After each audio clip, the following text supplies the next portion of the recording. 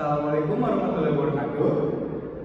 Kami dari kelompok 7 akan mempresentasikan materi kami yang berjudul akuntansi pertanggungjawaban. Perkenalkan, nama saya Dini Pamungkas.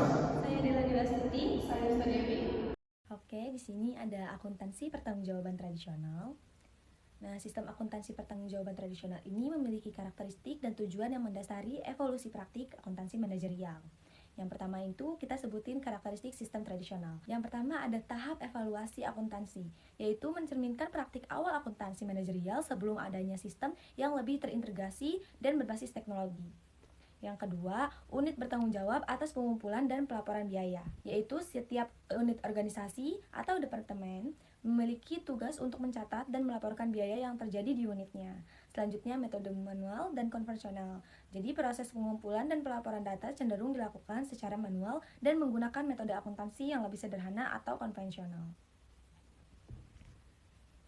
Kemudian melibatkan semua anggota organisasi. Jadi meskipun manajer yang bertanggung jawab penuh, pengumpulan data dan kesadaran akan biaya perlu melibatkan seluruh anggota organisasi. Nah, di sini juga ada tujuan utamanya. Yang pertama, akuntabilitas anggaran. Jadi setiap orang yang diberikan wewenang oleh manajer bertanggung jawab penuh atas laporan anggaran departemen atau unitnya masing-masing. Yang kedua, membantu proses penganggaran. Jadi hasil kinerja unit digunakan untuk menilai apakah si anggaran ini sudah realistis dan membantu dalam penyusunan anggaran di periode berikutnya atau tidak. Kemudian penilaian kinerja manajer, yaitu memberikan data yang diperlukan untuk mengevaluasi seberapa efektif seorang manajer mengelola sumber daya unitnya.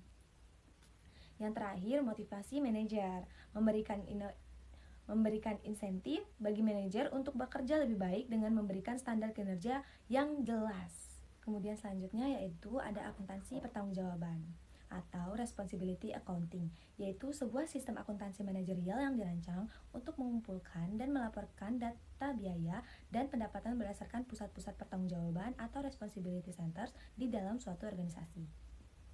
Nah, tujuan utamanya ini untuk mengidentifikasi individu atau kelompok yang bertanggung jawab atas varians atau ketidaksesuaian antara biaya dan pendapatan yang dianggarkan dengan biaya dan pendapatan aktual. Dengan kata lain, ini adalah sistem untuk menetapkan akuntabilitas, membantu pengendalian, dan meningkatkan kinerja. Selanjutnya ada jenis struktur organisasi. Yang pertama ada organisasi fungsional, dibagi berdasarkan fungsi, yaitu produk seperti pusat biaya, penjualan, yaitu pusat pendapatan, dan administrasi, yaitu pusat biaya. Ini cocok untuk perusahaan besar dengan spesialisasi yang tinggi.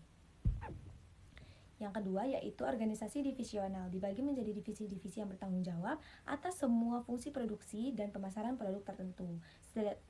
Setiap divisi ini memiliki pusat biaya, pendapatan, dan investasi. Nah, selanjutnya yaitu ada informasi akuntansi pertanggungjawaban. Ini adalah inti dari sistem semuanya.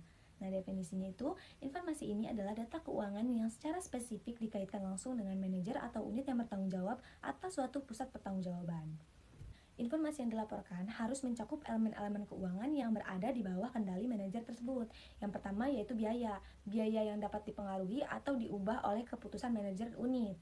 Yang kedua pendapatan yang dihasilkan oleh unit kalau unit tersebut itu adalah pusat pendapatan atau pusat laba.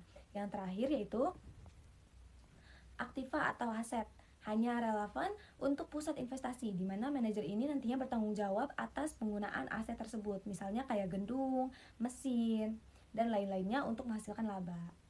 Menetapkan pertanggungjawaban. Menetapkan pertanggungjawaban adalah proses sistematis dalam akuntansi manajemen untuk menentukan siapa yang bertanggung jawab atas pelaksanaan kegiatan, penggunaan sumber daya, dan pencapaian hasil dalam organisasi. Proses ini menjadi dasar dalam menetapkan akuntansi pertanggungjawaban yang bertujuan menciptakan akuntabilitas dan efektivitas pengendalian manajemen. Selanjutnya itu ada perencanaan dan pelaporan pertanggungjawaban. Yang pertama ada anggaran pertanggungjawaban, menyusun anggaran yang membebankan target biaya dan pendapatan untuk setiap segmen jaringan secara kronologis sebagai dasar evaluasi. Yang kedua ada akumulasi data, mengumpulkan pos-pos laba dan beban aktual, mengikuti pola jaringan pertanggungjawaban dengan klarifikasi 3 dimensi biaya dan pendapatan. Dan yang ketiga adalah pelaporan berkala. Membuat laporan pertanggungjawaban sebagai alat kontrol biaya, mengukur efektivitas manajemen, dan menilai pencapaian tujuan. Penentuan pihak yang mengendalikan biaya atau konsep utama. Penentuan pihak yang mengendalikan biaya, prinsip utamanya itu manajer hanya bertanggung jawab atas biaya yang dapat dikendalikan. Komponen biayanya ada harga per unit, umumnya dikendalikan bagian pembelian, dan kuantitas yang digunakan dikendalikan bagi produksi. Tantangannya, harga dan kuantitas sering sekali terkait, bisa muncul tanggung jawab bersama. Jenis biaya dan implikasinya. Tanggung jawab manajer juga dipengaruhi oleh jenis biaya. Biaya variabel seperti bahan baku relatif mudah dikendalikan. Biaya tetap seperti sewa gedung lebih sulit dikendalikan dalam jangka pendek. Sementara itu, biaya bersama tidak dapat ditelusuri ke satu unit saja, sehingga menjadi tanggung jawab manajemen tingkat atas. Selanjutnya ada tanggung jawab biaya overhead. Dalam mengelola biaya overhead, ada 3 tahap penting. Yang pertama, melakukan estimasi biaya departemen jasa. Kedua, mengalokasikan biaya tersebut kepada departemen pemakai. Dan ketiga, menentukan tarif penagihan berdasarkan estimasi biaya dan jam jasa yang diberikan.